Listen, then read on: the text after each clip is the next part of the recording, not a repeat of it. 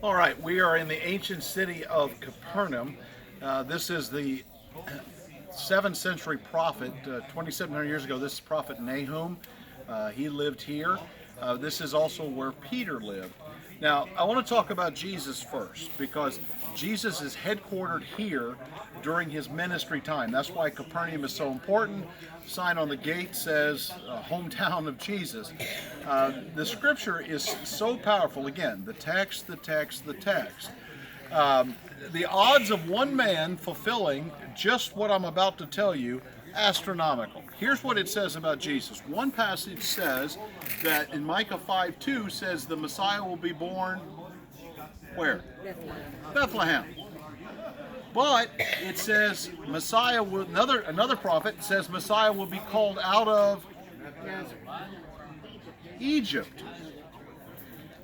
Then we read in Scripture he will be called a Nazarene.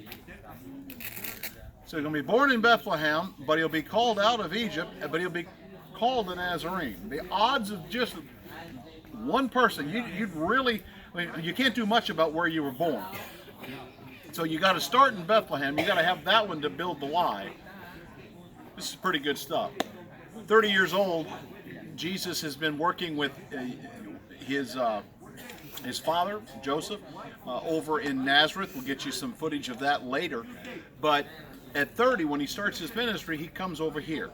And this is where the disciples are all from. This is, we're on the Sea of Galilee. This is Peter's house, at least his mother-in-law's house, and probably lived there. There's so much here. This is a 4th century synagogue, but you see the black basalt under it. That would have been the 1st century synagogue Jesus would have taught in.